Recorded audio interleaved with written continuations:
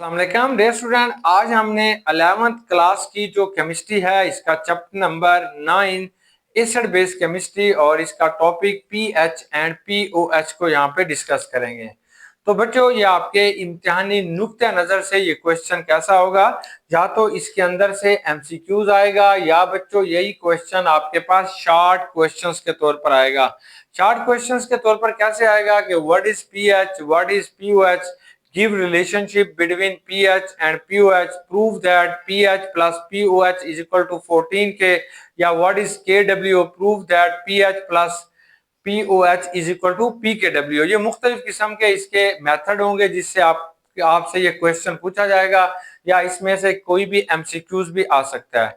अब हम पहली बात करते हैं कि पीएच को लिखा कैसे जाता है। तो हमेशा बेटा ये पीएच को लिखते वक्त जो पी होगा इसको छोटे लेटर से लिखा जाएगा, पी ऐसे छोटा, और इसके ऊपर राइट हैंड साइड पे इसके ऊपर बड़ा करके आपने इसके बराबर नहीं लिखना, इसके ऊपर राइट हैंड साइड पे थोड़ा बड़ा करके एच लिखेंगे। सिमिलरली पी के राइट हैंड साइड पे बेटा आपने ओ बड़ा चढ़ा डालेंगे, फिर आपने एच भी ओ के साथ बराबर कैपिटल लिखेंगे, तो इसे पी ओ एच कहते हैं।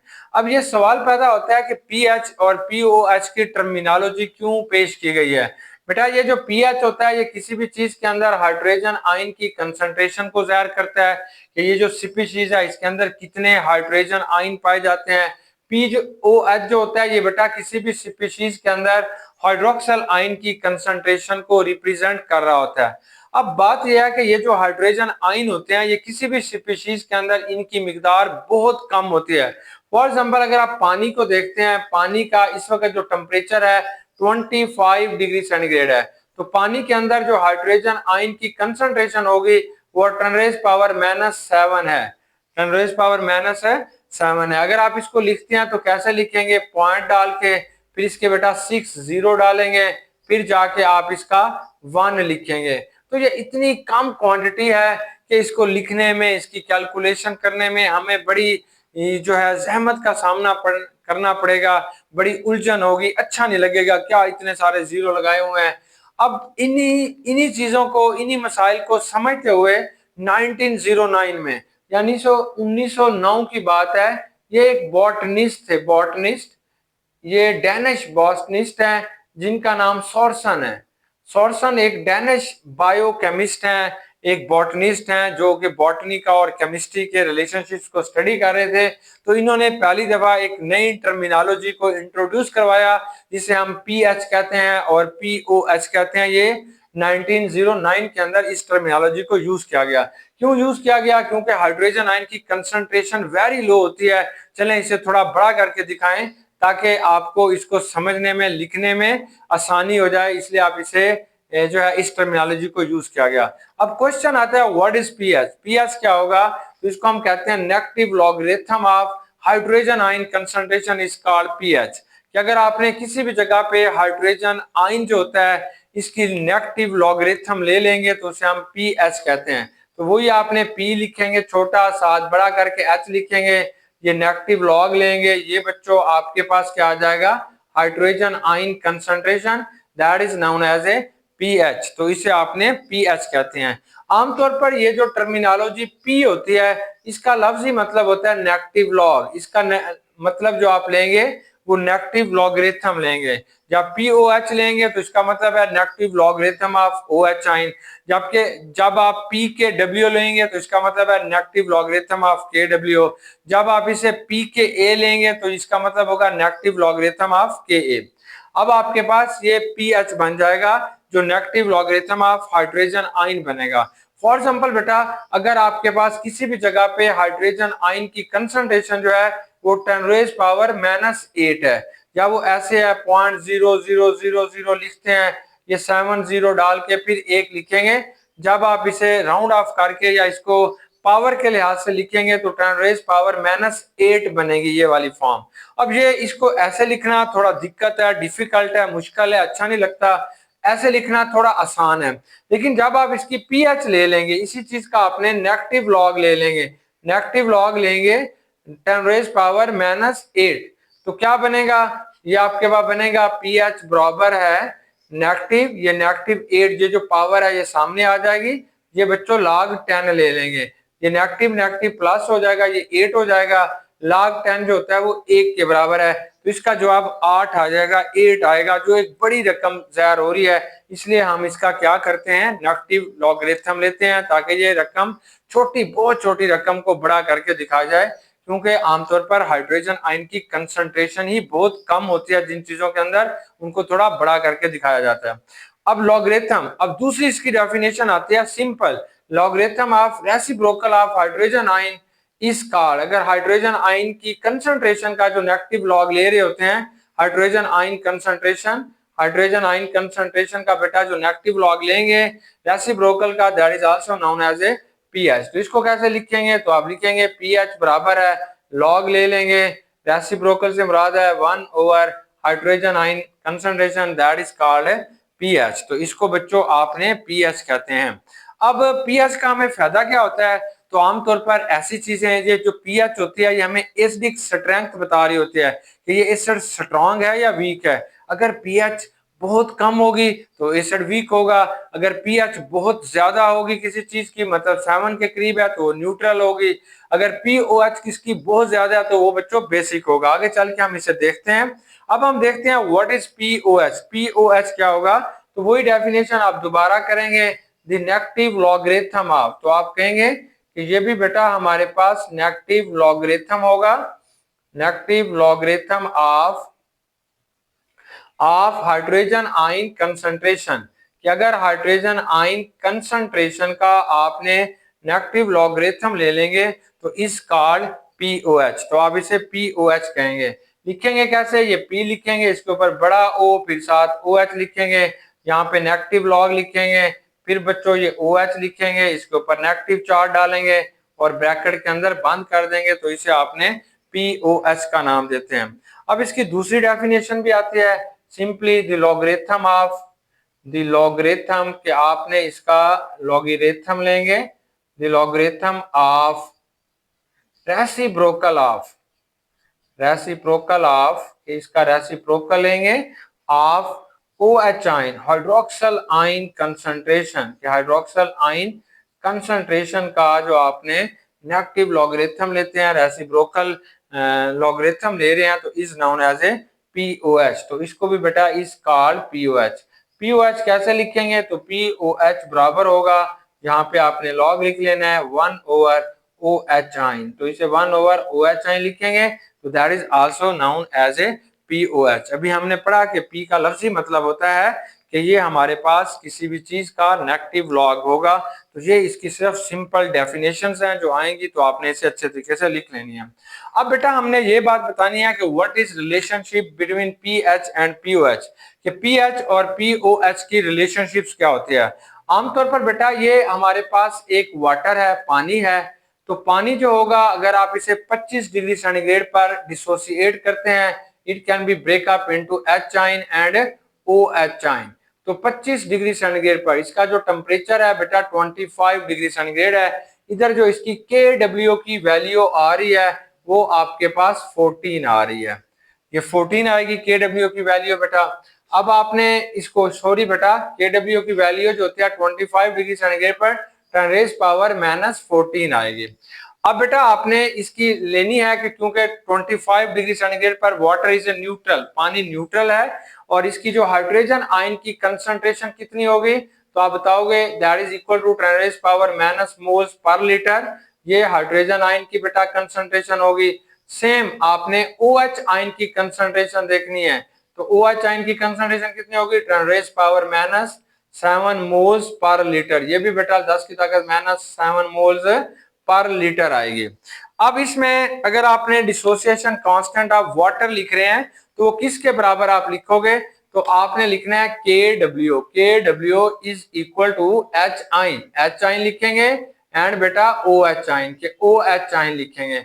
हम जानते हैं कि KW की वैल्यू 10 की ताकत -14 आ रही है, H आयन इसकी होगी जितनी इसकी है हाफ H आयन की होगी, और हाफ क्या होगी बेटा OH आयन की होगी, तो इसलिए ये इसके बराबर इसकी वैल्यू आ रही है। अब हम देखना चाहते हैं कि इसकी पीएच कितनी बनेगी, 25 डिग्री सेंटीग्रेड पर पीएच बराबर है 10 पावर, या आप लिखेंगे बेटा negative log of, negative log लेंगे 10 पावर -7, तो पीएच जब आप निकालोगे तो ये नेगेटिव इधर आएगा, ये नेगेटिव, ये 7, ये log 10 हो जाएगा। तो pH बराबर है 7 के। तो आप बताएंगे तो इसकी जो pH होती है 25 डिग्री सेंटीग्रेड पर, वो बेटा आपके पास 7 होगी। अब आपने इसकी POH निकालनी है। सेम वैसे ही आप इसे लिखेंगे POH बराबर है negative log of OH ion concentration.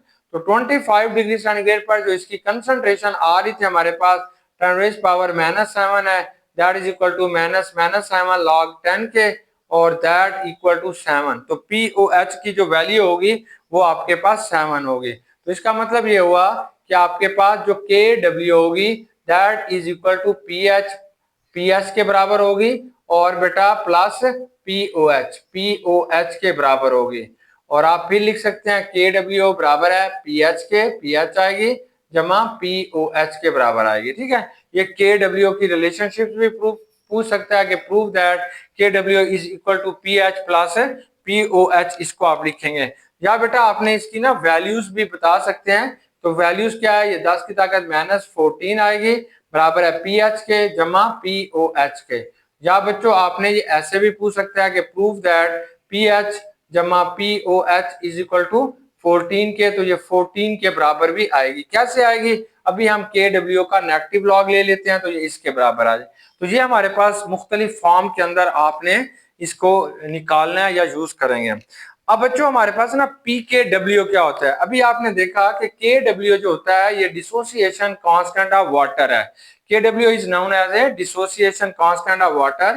तो 25 डिग्री सेंटीग्रेड पर इसकी जो वैल्यू होती है वो 10⁻⁻14 होगी। अब बच्चों आपके पास -14 एक बड़ी छोटी रकम नजर आ रही है। इस रकम को थोड़ा आपने बड़ा दिखाने के लिए इसका नेगेटिव लॉग ले लेते हैं। तो हम क्या करते हैं, हम कहते हैं negative log of KW। KW का नेगेटिव लॉग ले लो तो that is known as a PKW। हमने कहा ये जो P टर्मिनोलॉजी होती है इसका मतलब होता है नेगेटिव लॉग। तो अब बेटा हमने इसका नेगेटिव लॉग लिया, KW का क्या था -14 है।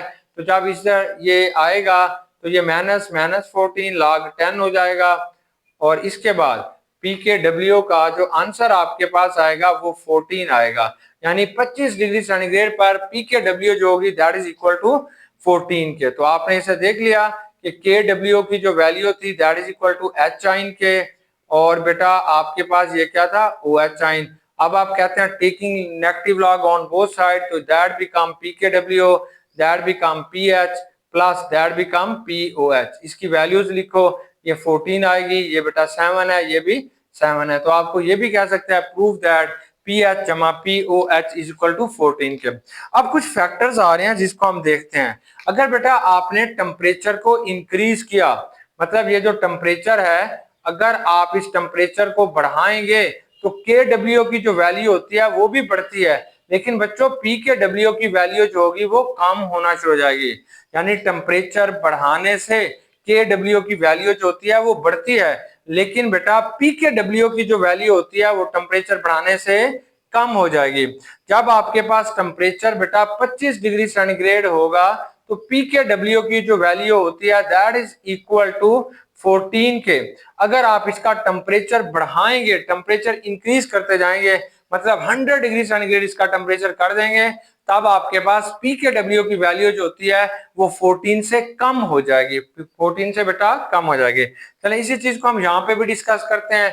तो ये जो हमारे पास टेम्परेचर होता है, टेम्परेचर जो होगा अगर आप किसी भी चीज के अंदर बेटा टेम्परेचर को इंक्रीज करते जा रहे हैं तो उसकी पीएच और पीओएच की वैल्यू जो होती है वो कम होना शुरू हो जाती है, यानी इनवर्सली प्रोपोर्शनल है।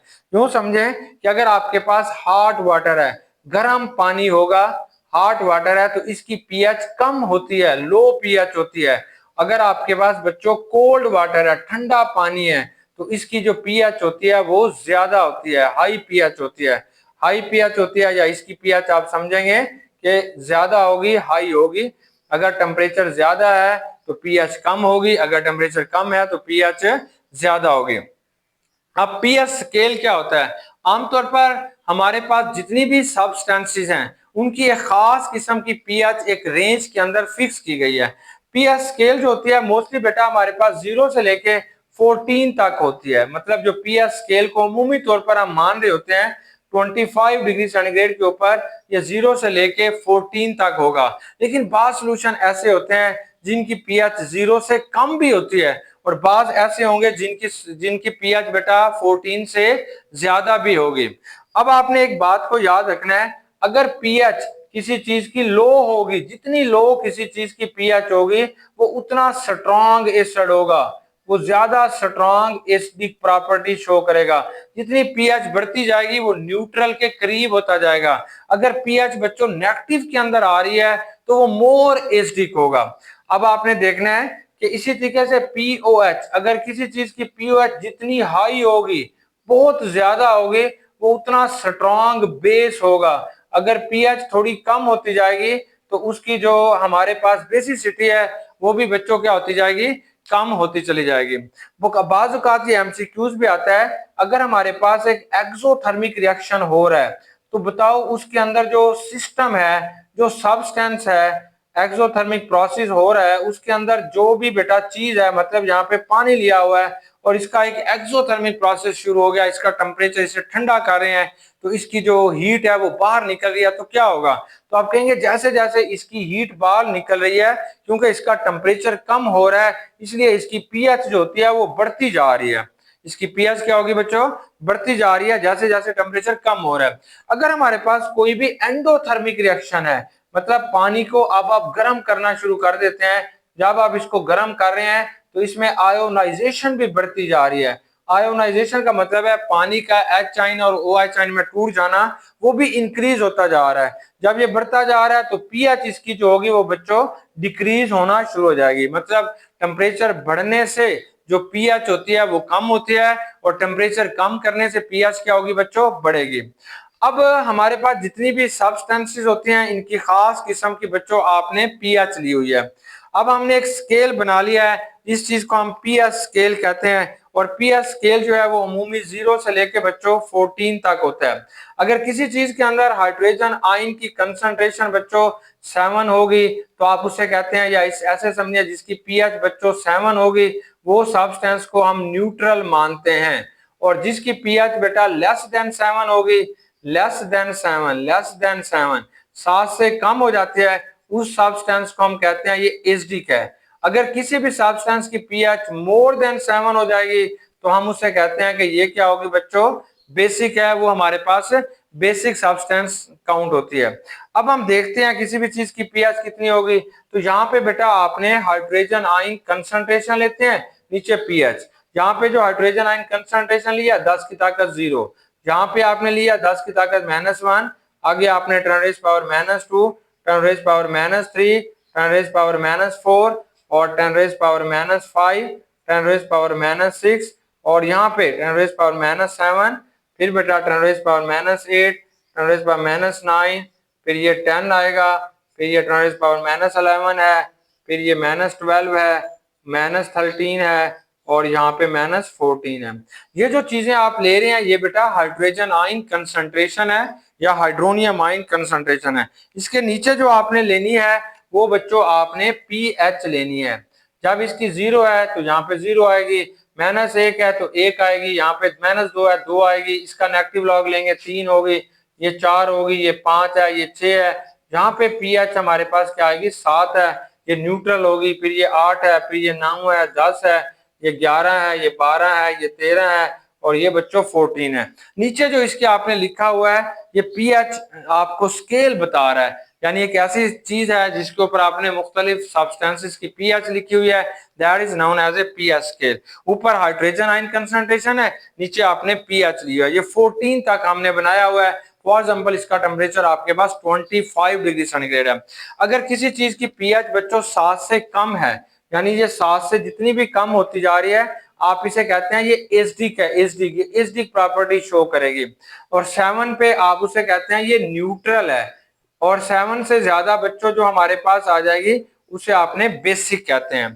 तो बस एक मेन पॉइंट यही है, अगर पीएच कम होगी तो वो मोर एसिडिक होगा, अगर पीओएच ज्यादा होगी तो वो बच्चों मोर बेसिक होगा।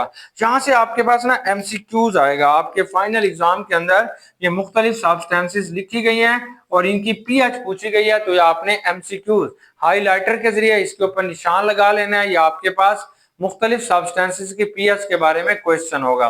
देखिए अगर जो HCl है ये 1 मोलर लेंगे, 1 मोलर लेंगे तो इसकी पीएच 0 होगी, हाईली एसिडिक होगा। लेमन जूस जो होता है, नींबू जो होते हैं लेमन जूस, इनकी पीएच 2.2 से लेकर 2.4 तक होती है, यानी एसिडिक होती है। कार्बोनेटेड वाटर, पेप्सी की बोतल, 7 अप की बोतल, इनकी जो पीएच होती है वो 3.9 होती है। मिल्क जो हमारा दूध होता है इसकी पीएच 6.4 होगी। ब्लड, बेटा इंसान का जो ब्लड होता है इसकी पीएच 7.4 होती है। आमतौर पर ब्लड की जो पीएच होती है वो 7.35 से लेके 7.45 तक होती है। तो बेटा अगर ये पीएच मामूली सी चेंज हो जाए, मतलब एक्चुअली जो रेशियो होती है वो 7.35 से लेके 7.45 तक ब्लड की पीएच होती है। अगर ये मामूली नैरो रेंज ऑफ पीएच है, पीएच की अब अहमियत सुनिए, अगर ये पीएच में थोड़ी बहुत भी तब्दीली हो गई तो इंसान मर जाएगा। ब्लड के अंदर अगर पीएच में छोटी मोटी भी तब्दीली आ गई तो इंसान क्या होगा, मर जाएगा। ये पीएच कम होगी या ज्यादा होगी। ऐसे बेकिंग सोडा जो होता है इसकी पीएच 8.4 होती है। बेकिंग सोडा जिससे हम डबल रोटियां, पापे वगैरह बनाते हैं। हाउस होल्ड अमोनिया, ऐसी अमोनिया जो घर में हम काम करते हैं, मुख्तलिफ चीजों को साफ करने के लिए यूज कर रहे होते हैं, वॉशरूम में यूज करते हैं और भी चीजों में यूज करते हैं, तो उसकी पीएच जो होगी वो पीओएच जो होगी या पीएच जो उसकी होगी 11.9 होगी। अब बेटा कुछ और सब्सटेंसेस या आपने याद कर लेने अच्छे तरीके से इस टेबल को। स्टोमिक एसिड, मतलब जो हमारे मेदे में एसिडिटी होती है इसकी पीएच 1 से लेके 3 तक होगी। वेनिगर जिसे हम सिरका कहते हैं इसकी पीएच 2.4 से लेके 3.4 तक होगी। बेयर इसकी पीएच 4 से लेके 4.5 तक होगी। सी वाटर, अगर समंदर का पानी आप लेते हैं तो वो थोड़ा नमकीन क्यों होता है, खारा क्यों होता है, बाइटर क्यों होता है, क्योंकि वो बेसिक होगा। इसकी पीएच 7 से लेके 8.3 तक होगी। बेटा मिल्क ऑफ मैग्नीशिया, जिसे हम आमतौर पर एसिडिटी हो जाए स्टोमिक के अंदर जिसे हम यूज करते हैं, तो इसकी जो पीएच होती है वो 10.5 तक होगी। अगर आपके पास 1 मोलर सोडियम हाइड्रोक्साइड है तो इसकी जो पीएच होगी वो बच्चों 14 के बराबर होती है। डियर फ्रेंड, उम्मीद है कि आपको पीएच और पीओएच का अच्छे तरीके से कंसेप्ट आ गया होगा। बेस्ट विशेष, गुड लक, अल्लाह।